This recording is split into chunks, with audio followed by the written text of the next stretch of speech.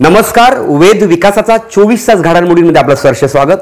November December किंवा जानेवारी महिन्यात निवडणुकींचा उडणार धुरळा हे जवळपास निश्चितच लवकरच स्थानिक स्वराज्य संस्थांच्या म्हणजे जिल्हा परिषद, पंचायत समिती, नगरपालिका, महानगरपालिका या निवडणुका होणार असल्याचे जवळपास निश्चित झाले आहे. राज्यातील महापालिका, जिल्हा परिषदा, पंचायत समित्या, नगर परिषदा या निवडणुका गेल्या 3 ते 4 वर्षापासून रखडल्या होत्या. याबाबत सर्वोच्च न्यायालयाने आता 31 जानेवारी 2026 पर्यंत या सर्व निवडणुकांची प्रक्रिया पूर्ण करण्याचे आदेश राज्य निवडणूक आयोगाला या ठिकाणी देण्यात आले आहेत. तर पहिल्या टप्प्यात म्हणजेच दिवाळीनंतर नोव्हेंबर डिसेंबर महिन्यात जिल्हा परिषदा आणि पंचायत समितीच्या निवडणुका, तर 15 जानेवारी पर्यंत महापालिकांच्या निवडणुका, तर 15 नोव्हेंबर ते 20 नोव्हेंबर पर्यंत नगरपालिका निवडणुका होण्याचे जवळपास निश्चित झाले असल्याचे सूत्रांकडून समजते. यासाठी जिल्हा परिषद व पंचायत समिती सदस्य पदाचे आरक्षण निश्चित करण्यासाठी 13 ऑक्टोबर रोजी आरक्षण सोडत काढण्यात येणार असल्याची महत्त्वाची घोषणा या ठिकाणी करण्यात आली आहे.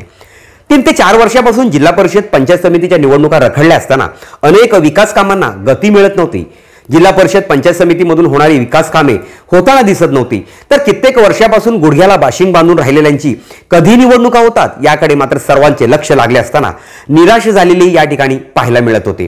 तर लवकरच निवडणुका होणार या बातमीने सर्वांना आनंद जरी झाला असला तरी राजकीय गोटात झालेल्या हालचाली, राजकीय झालेले गटतट, काही पक्ष सोडून दुसऱ्या पक्षातही गेले तर काही पक्षनिष्ठा म्हणून जागेवर थांबले.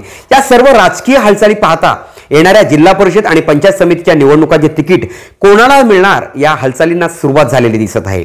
तिकीट न मिळाल्यास बंडखोरी करणारेही या निवडणुकीमध्ये पाहायला मिळतील. तर नवनवीन पक्ष प्रवेश करणारे या निवडणुकीमध्ये नक्कीच पाहायला मिळतील. विधानसभेच्या निवडणुकीनंतर पहिलीच स्वराज्य संस्थांची ही पहिलीच निवडणूक असल्याने या निवडणुका महत्त्वाच्या ठरणार आहेत. या निवडणुकीसाठी सर्वच राजकीय नेते मंडळी यांनी छुप्या पद्धतीने बैठका घ्यायलाही या ठिकाणी सुरुवात केली आहे. कारण निवडणूक अतिशय प्रतिष्ठेची होणार असल्याचेही या ठिकाणी बोलले जात आहे. महाराष्ट्रात महायुती कायम असताना या निवडणुकांमध्ये महाविकास आघाडीचे वर्चस्वही दिसणार आहे. या गटातटाच्या राजकारणात कुठे, कधी, कोणासोबत हातमिळवणी होईल हे पाहणं मात्र तेवढेच गरजेचं आहे. या निवडणुकीत आमच्याच खांद्यावर गुलाल पडावा, आमचे वर्चस्व कायम राहावे यासाठी मात्र सर्व राजकीय नेते या निवडणुकीमध्ये रिंगणात उतरणार आहेत.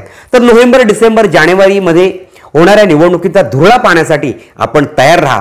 तर लवकरच पनवेल पंचायत समिती निवडणुकीबाबत किंवा जिल्हा परिषदेच्या निवडणुकींबाबत महत्त्वाचं विश्लेषण घेऊन आम्ही या ठिकाणी येणार आहोत.